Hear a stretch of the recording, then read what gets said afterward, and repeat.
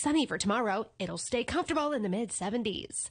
That's the forecast on the mighty 1630 KCJJ. It's 73 degrees at our studios. And it is Wednesday. It's the noon hour. That means time for Senior Talk, which is brought to you by the Solon American Legion and Senior Benefits. Here is your host, Rex Brandstatter. It is me. It is Rex Brandstatter, and it's time for Senior Talk. Hello, everybody. Greetings and welcome to Senior Talk, the weekly radio program right here in the middle of the July, at the end of July today, as a matter of fact.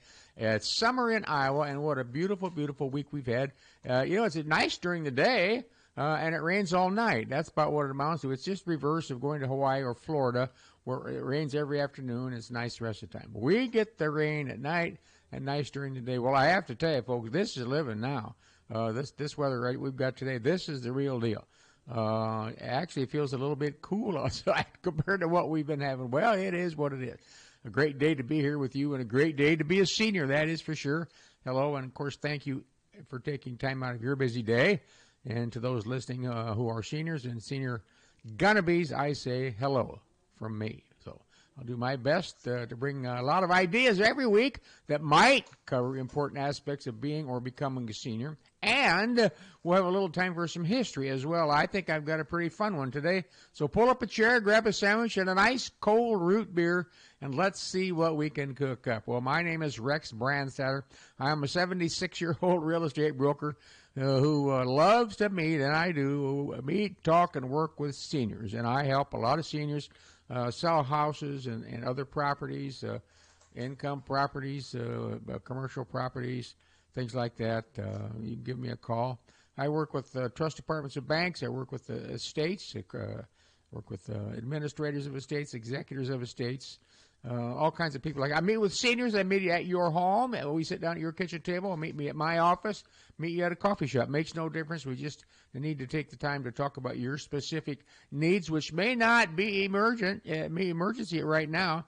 And you may not need a real estate guy for the next couple of years, but I suggest you do some planning, some thought planning. If nothing else, you don't have to write anything down, but just some thoughtful conversation about your upcoming and possible future needs. So that's why I provide you with a senior line, and you can call my senior line at 319-330-5534. 330-5534, and if I don't take the call, I will call you back. It's what I do. I've done since 1974, for God's sake. So, I have to be real honest with you. I like hot weather. So the last couple of days, while I wasn't out in it baling hay or anything, I was out quite a bit looking at some homes and tromping through some yards, the standard stuff that we realtors do. And I really don't like an inferno. That was too hot. So it was pretty easy to duck under a shade tree and things like that. And I thought yesterday, well, I see that relief is on the way, and today would be the relief day. Today is a nice day. So enough of that hot stuff. That's over the top. I don't even know if the farmers like it. Who knows? Well, it's gone for now. All right. It actually reminds me of a hot day in school when I was a kid, like in grade school or even junior high. I think even high school. We didn't have any air conditioning, of course, so I would sit at my desk, the little desk we used to have back in grade school, and do paperwork. And if your arm was on a piece of paper and you picked up your arm, the paper stuck to your arm. Or if you had a short-sleeve shirt on, which we did because we had to wear usually T-shirts, short-sleeve shirts, your arm would stick to your desk. It was that hot, and they certainly didn't get much learning out of old Rex at that time. So it is what it is, and we've moved on past that. We're going to talk a little bit about that here in a little bit. Well, how about some numbers? How about some numbers here? 70% of Americans fear that their money will not last for their entire lives.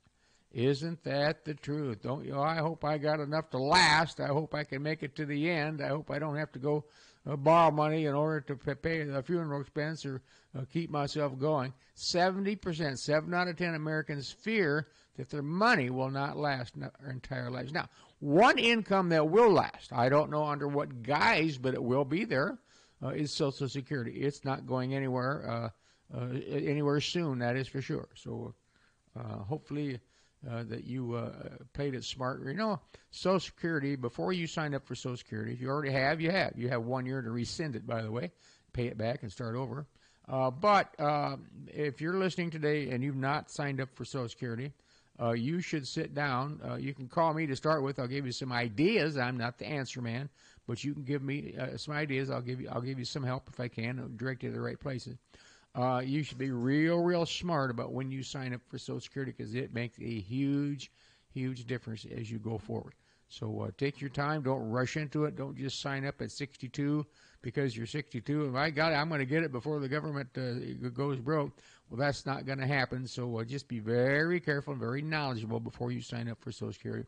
For you, and if you're married, you and your wife going forward, and vice versa, you and your husband going forward, be very thoughtful, very careful on how you do that. All right. Heart disease is still the number one cause of death of all Americans. So, and then underneath that, it said the best thing you could do is to stop smoking. So if you're still doing that, for God's sakes, you want to quit that. And the heart disease is the number one cause of death, and smoking is really plays havoc on your heart for sure. Arthritis is common in 45% of the people 65 to 75. Arthritis. And 55% age 75 and up. So I guess if we're 75 and older, 55% of us have some sort of arthritis. I'm knocking on wood. I suppose I do. It's not obvious. My leg hurts when I walk up and down steps. I assume that's arthritis of some sort, but that's what it is. All right. 20% of Americans have diabetes at age 65. 20% of diabetes have at age 65. Now, diabetes is a nasty thing. Those of you who have it certainly understand. I don't. My grandmother did. No one else down the line has, knock on wood. It's not good. It is not a good thing at all. 20% of Americans 65 over have diabetes. 42% of us, so we call that 4 out of 10, at age 60 and over are what they call obese. Hefty. Too big for our I would say too big for our shorts. Might be too big for our shorts. I don't know. But that's a big number, ladies and gentlemen. You could work on that if you can. It's not easy, I understand. But there are some things you could do for sure. One of them is to get active and go start walking, for God's sake. 12 million Americans 65 and older. 12 million Americans age 65 and older are still working full-time. And of that number, it's 50-50 men and women. So at age 65, there's roughly 6 million men working and 6 million women still working in the workforce. That's interesting. 10% of our civilian workforce is 65 and older. I think that's interesting. 10%, 1 out of every 10 in our workforce, everybody working, is over 65. Wow. 50% of those who collect Social Security show this as their only income. Now, 50% of those who are taking Social Security show this as their only income. The average Social Security check is $1,900, $1,900 a month. So if the average is $1,900, what does that mean? You remember math class? Average, how you figure the average? Well, that means 50% of people are getting more than $1,900, but 50% are getting less than $1,900 a month. And I'm glad I'm not in the less than $1,900 a month. All right, that'd be a tough row with the current lifestyle for sure. 95%. Lean forward and listen to this one. Lean forward. 95% of Americans have not pre-planned a funeral or have discussions about it with the family. That's 9 out of 10 of us or more. Wow. Well, that is not good. So I am approaching the 2 funeral homes in town to see if I know they will send someone down here from their staff to talk to us about it someday, and we're going to do that. I'll give you a week's warning. So you don't want to listen to a funeral chat. You don't have to, but 95% of Americans have not pre-planned or even had discussions with their family. All right. Well, I got a call from a longtime friend, and she asked me this. We can't find our attorney.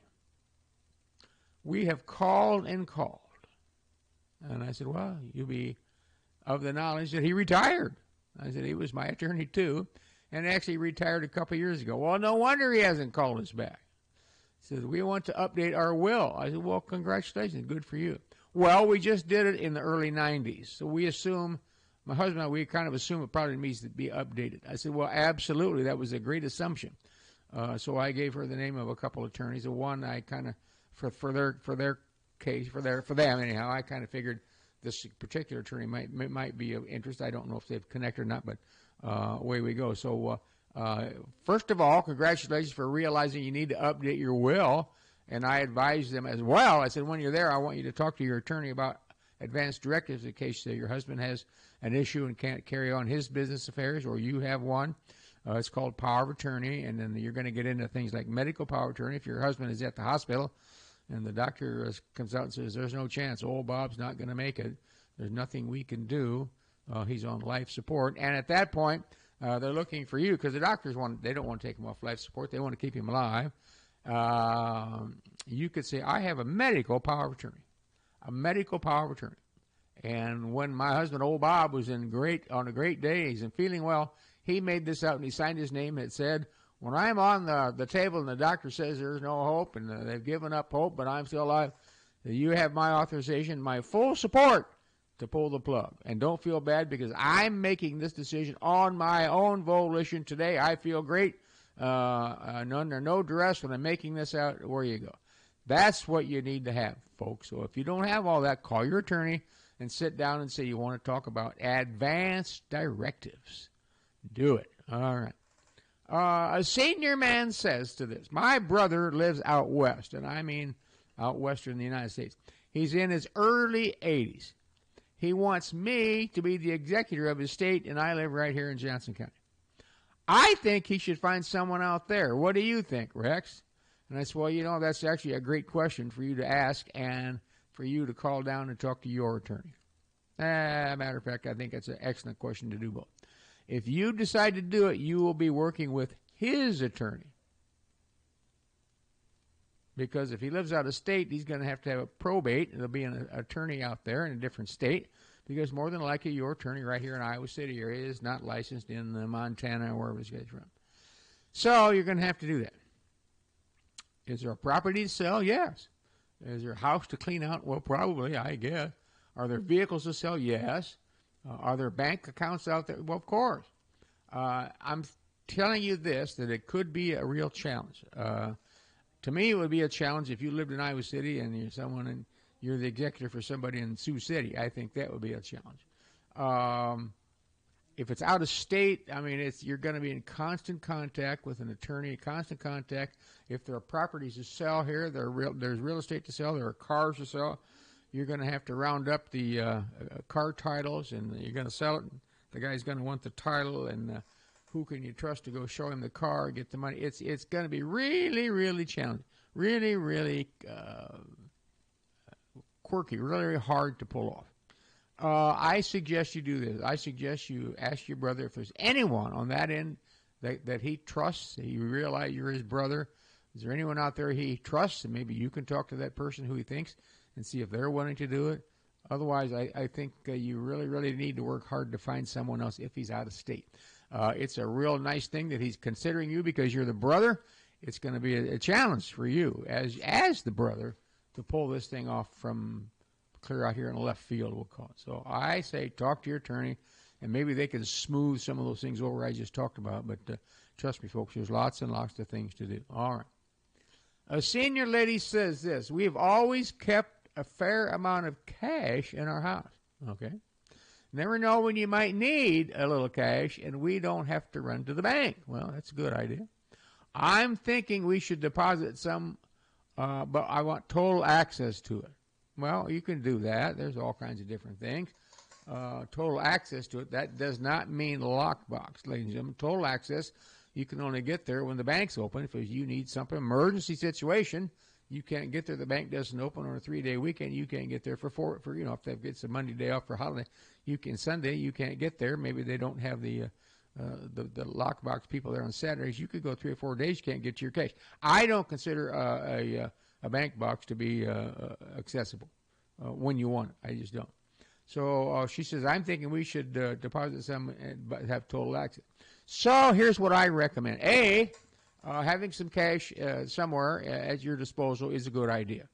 and I don't know how much it would be a good idea. I'm going to pick a number out, $1,000 to $2,000. Just say you might be $500 in your case. I don't know. I'm just going to say $1,500 that you could have at your disposal in your home. Okay, just putting that out. But I think you need to go to your bank, sit down with not so much of a loan officer, but an account executive at a bank, and have them explain their products. You tell them what you want. You're the customer. You tell that bank what you want. Look, I like to put $5,000 in the bank, but I want to be able to get to it. Like if I want to write a check, or I want to get a withdrawal, anything like that, I want immediate. Money market account, whatever it might be.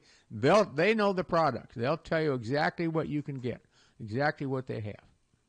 And if they don't have what you want, there are the banks.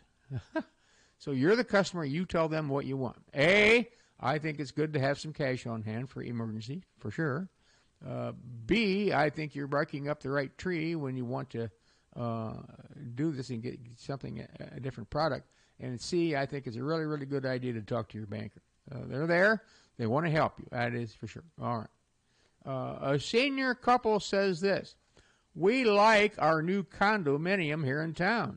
It is a house, has a yard, and we pay in to have the yard mowed and the snow shovel and things like that. That's kind of what I have. My wife and I. Guess what? She said, this summer there was no mowing. There will be no yard work with the leaves in the fall, and we look forward to never shoveling snow again. These folks are on cloud 9, ladies and gentlemen. No yard work, no snow shoveling. So far, so good, she said. We put it off for at least 5 years after we talked about it. And she said, we talked about it, and we'd go to an open house, which, ladies and gentlemen, open houses are designed just for that. You go to an open house and kick tires. It very rarely is the one you're going to buy. But as a realtor, I would tell you that it's rarely you're ever going to buy the one you go to, but you can compare it. And after you've seen 5 or 6 or 8 or 10 or more or less, you can sit down and say, we like this one, but we needed a bigger garage, or this one I didn't like the view, or that one I didn't like the location in town, or this one I thought the HOA, the homeowner association fees were too high. You start to weigh, you start to make yourself a little chart, and in your brain you start to come up with some ideas on what side of town, what units you want, what coverages you want. And when you go look at whether you're looking at a condominium in this case or a house, you look at where's the grocery store, where the schools if you need that, where's the access to get across town, where's the noise pollution coming from. I have people call me all the time about the Crandick Railroad tracks in Coralville. I've talked to them blue in the face on that, and they're in business, but they're not coming up and down the line through Coralville and Iowa City at the present time due to their issues. And I don't mean business issues. They're going to it. So why did we wait, this lady said? Why did we wait an extra 5 years? Well, hindsight's 20/20, and you can't change that. So you waited because why? You waited because you weren't comfortable. You hadn't found the place you want. Because when you move, maybe these folks have been in their home for 30 years, and now they probably, well, she said waited 5 years. They probably waited longer. Now they moved out. They're not going to move again, more than likely, if they do their homework and buy the place that really, really works for them. So the fact that they waited is not a bad deal, not at all. In our case, our neighbor lady, single neighbor lady, moved out and said she couldn't deal with the house anymore. It was too big. She was a single, and her kids all grew up and blew away. And so she was there by herself, and I mowed her yard, and the neighbor plowed her snow for her, and blah, blah, blah. We didn't even think twice about it. And so she said, I just bought a condo in a different part of Coralville. And she said, there's no snow, no shoveling. It's a nice house with a yard. And so we went over to visit, my wife and I, and lo and behold, we fell in love with that location. And there weren't any available at that time. They had more to build, but they weren't there when we wanted to go. So we took her design, changed a few things, and had one built right around the corner, about 50 yards from her house. Interesting story. We've lived there for 20 years, and we love it. I haven't mowed grass for 20 years. I haven't shoveled snow.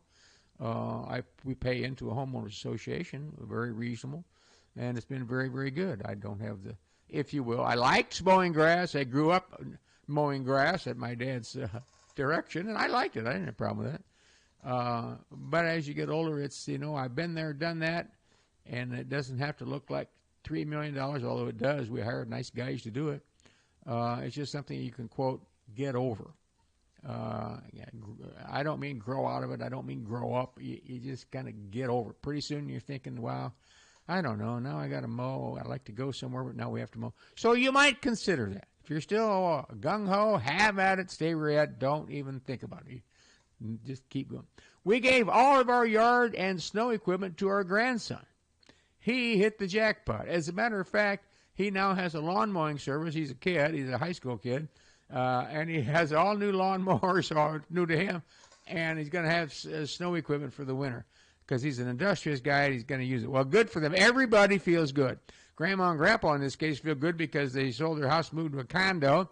And they're all excited because they don't have to do the chores anymore of the maintaining that. Now the grandson, Jimmy, he's got all his equipment bequeathed to him, and go for it. I told him, just go for it, have at it, and enjoy yourself. So, this past week I got a phone call. When I saw the phone call pop up on my screen, I thought, oh, I haven't talked to this man before. And in a split second, I said, I'll bet this isn't good. Because he's a mutual friend of a friend of mine, and so we have this. He and I both have this mutual friend. How's that? And he said, hi. I said, well, hi there, Bob. How you doing? Blah, blah, blah. He said, well, I'm doing fine, but I've got to talk to you. And I said, I don't think this is going to be good. He says, it's not. And our friend, good friend, Bill, and that's his name, passed away over in Waukee in Des Moines.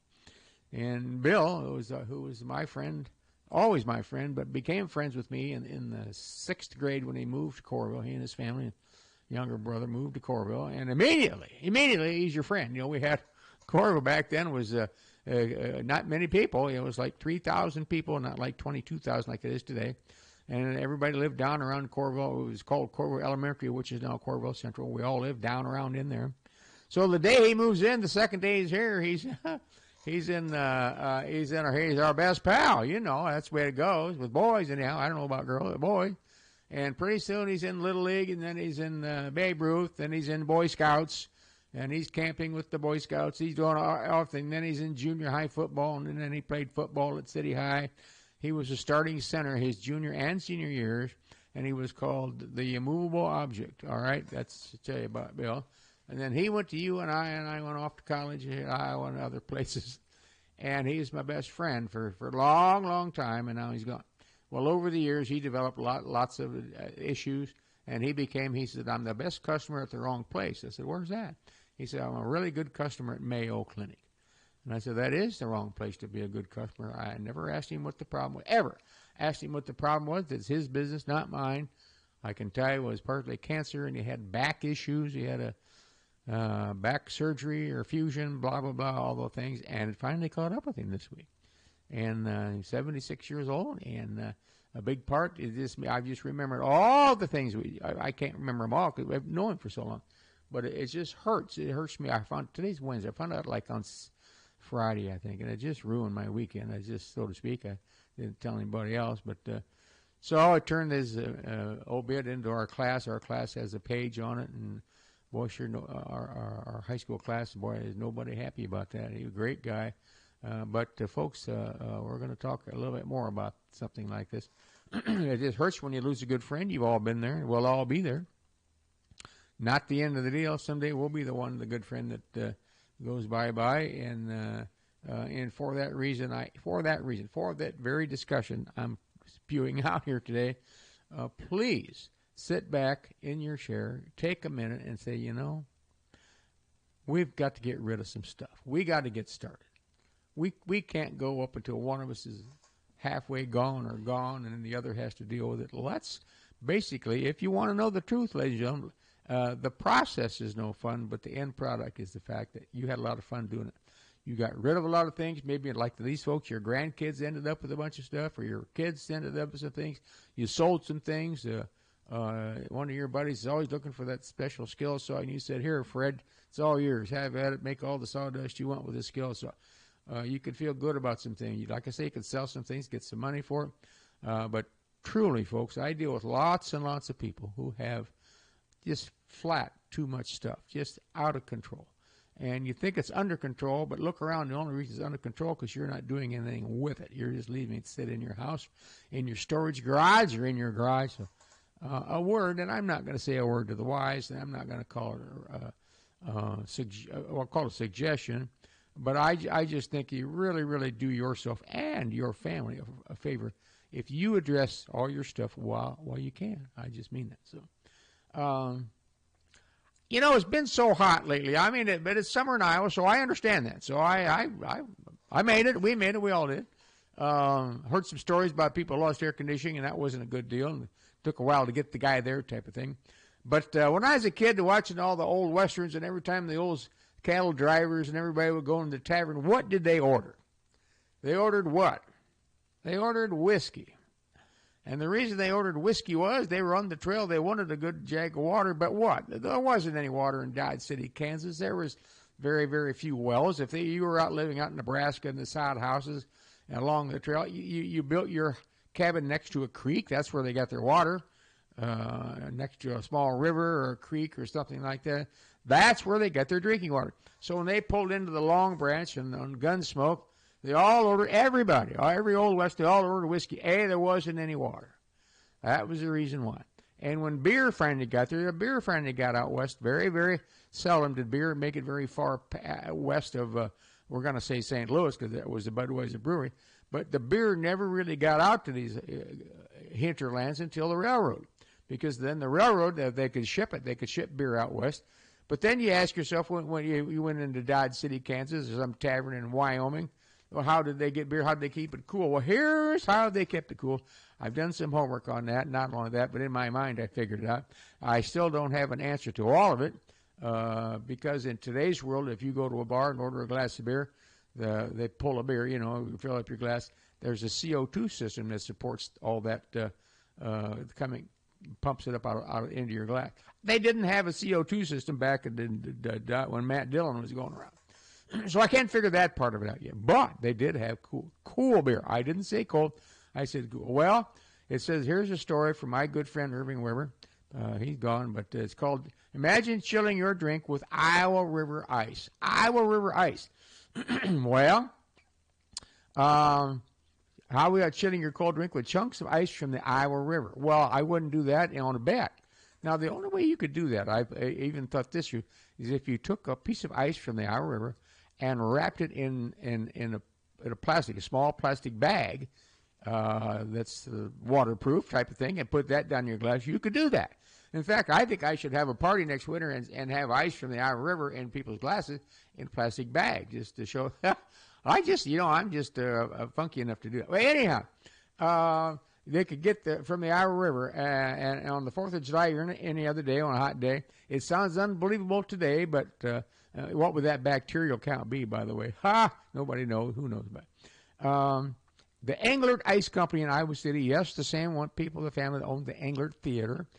They delivered ice to the homes of Iowa City on a pedal arrangement, they called it, for many years, and during the warmer months, of course. With the electric refrigeration in practically every home in Iowa City area today, it's all but impossible for the younger generation to realize the days when the only way to keep food refrigerated was with ice harvested from the Iowa River, or what they called Griesel's Pond, which is it's up on the north end. We'll call it up by Regina area. Prior to electric refrigerator, get this, electric refrigerator. Well, I never knew any other kind, but there are some other ones for sure. Sometimes called a fridge. They were about 1/4 the size of the average refrigerator today. Now you start to see things. Home delivery ice was very important service in the summer, and the ice company did a good job serving Iowa City. Besides the Englert and Griesel, the Vitosh family had a route. But Mr. Vitosh bought his ice from Englert. All right, I can tell you right now, there was the Englert Ice Company. They sawed ice, a harvested ice they called it, up along the Park Bridge in Iowa City, up on the bend from there, up around towards the Elks Club and around towards Rocky Shore. They had ice rights. They recorded rights to harvest the ice. And that's what each home and all out in Coralville, north of the dam, up around, up around the Hyatt Hotel, between the dam and the Hyatt, across from Lover's Leap, if you know where that is. That was a big ice harvesting. And an Iowa City contractor named J.J. Hutz, H-O-T-Z, a real portly man who drove a buggy, one-man buggy, not a horse. He drove a buggy all the time, wore a big bowler hat. He was about 5'10". He was a big man. He also had big ice contracts on the Iowa River. And they used giant saws, a big saw to go down in through. They didn't have any chainsaws like today. Each home was provided with a card, like a piece of paper, 12 by 12 inches square. If the customer wished a 25-pound chunk of ice, the card was placed in the front window with the 25 at the top. The card also had 50, 75, and 100. And the customers could order any amount they wanted, just put that card in there, and the guy coming by on the wagon with, usually they were painted white and had a couple of white horses, at least one. That guy would get out, go back there, and pull the blocks of ice. The blocks of ice on those carts were 75 pounds, so then the guy driving go, oh, Mr. Smith needs 10 pounds or 25 pounds. He would chop that up to what he believed was 25 pounds, throw in the spillage and the shards and things like that, and that's what you got. The man with the ice and his team of horses was a popular man with the boys on a hot summer day, sure, because he'd throw them a chunk of ice, for sure. The Engler Ice Company, whose headquarters was at 319 East Market, they sold their customers an ice coupon book for 500 pounds for $5. 500 pounds for $5. Now, I sat in the back row in math class. You figure that out, what it cost you. There were 20 coupons in the book, each good for 25 pounds. Wow. Many of the older ladies in Iowa City who used ice recall it was always a worry on hot weekends, get this, as to whether or not their ice was going to last until he came by again on Monday. So here you are, got a big hot weekend, and you got a big barbecue planned. I don't know what they called them back then, or a big outing. I don't know if they barbecued or what, however they did it. They were all worried if the ice was gonna make it until Monday. Well, we sometimes have the same worry today, only we can run down to the convenience store and get another 15 or 10 or 20-pound bag of ice. Well, they couldn't do that, for sure. One of the part about not having enough ice, what happens to the milk? It was in the, quote, refrigerator, but it wasn't refrigerated, and they called them ice boxes, because that's where they put the ice in an ice box. Every once in a while, you'll hear someone about our age call it an ice box. Go get me a beer out of the ice. Go get me a root beer out of the ice box. Well, I put that in the ice box. Well, that's the throwback to before they were refrigerators, all right? Many people found it necessary to make a trip to Engler's to pick up extra ice. It was not uncommon to see someone pulling a coaster wagon with a chunk of ice down the street. They had to go get some. Later, when people had cars, they'd go after the ice. They found a good place. The ice is on the running boards. Get this. They put the ice on the running boards. And then the metal corrugations of the running board, it would help melt into the ice and keep it from slipping off. For God's sakes, they really had a system back then just to get ice, ladies and gentlemen. Standard of the industry. You've all got it in your house. So I remember our first refrigerator was an Admiral. We had an Admiral TV and an Admiral refrigerator, and we had the freezer was about as big as a shoebox. Honest to God. You all had those back in your day. And the ice tray underneath that shoebox, maybe a little bit bigger. Sometimes it had a door that pulled down. It was bigger than that. But underneath that was conveniently mounted. You pulled out sometimes a little shelf at least. And it had ice cube trays. Remember those ice cube trays and you pull up on them? If you turn them over and ran a little water on that, loosened up a little bit, and then pull that handle up to from flat up to a 45-degree angle, that was ice. That's how you made ice, and never thought anything about it, ever, ever, ever. Ice was used in homes and businesses in Iowa City until about 1921. The ice that was used up then was natural ice frozen in the river or on the pond. Wow. Englert installed a 20-ton artificial ice-making machine in 1921, but he continued to harvest ice in the river until 1931. So, I mean, ice, the reason they continued to harvest is because not everybody bought into the fact that the ice box might be a newfangled thing that was going to last, so he had to keep cut ice off. Plus, he had a contract probably with, I'm just going to guess, with the university and maybe the city of Iowa City and maybe some restaurants and things like that, and he maybe couldn't make it fast enough. The Englert Ice Company was operated for 71 years by the same family at the same location. The business was started by John Englert in 1883, and it was first known as the Englert Wood and Ice Company. Talk about going out of business in style. No longer had needed wood when the gas got here, and no longer needed the ice. Wow. Interesting story. I just think that's of all the things that we don't even think about ice. We don't even think about heat. We just turn it on, and nor should we. We've gone past that. The block of ice weighed 75 pounds, and if you ever watch the old Three Stooges and a couple other comedies, when they come to that location, which is a tourist place in Los Angeles, where the Three Stooges Curly runs up to the top of the hill. He starts with a big block of ice. When he gets to the top of the steps, it's down to the size of an ice cube. This 75 pound, that would have been a job. The guy who hauled that would have been a real job. It says here that zero weather had frozen ice to a very desirable thickness of 24 inches was considered especially good. A man operating a horse-drawn series of blades marked off the ice field and partially cut through the ice. Another saw cut 3 200-pound cakes of ice in a single unit and floated it into the open water. Wow! Men and boys with long poles with sharp hooks on one end kept the 3 200-pound ice units in a row, putting them to the elevator, an endless chain arrangement coming down the river. Wow. Ice houses were filled. The ice was covered with a heavy layer of what? A heavy layer of what? Sawdust. There you go. That's how they kept it out in the Old West. They put sawdust. They take it down in the lower level, dig a hole deep as they could, dig a hole, but then dump big chunks of ice down there and put sawdust on it. That's how they did it.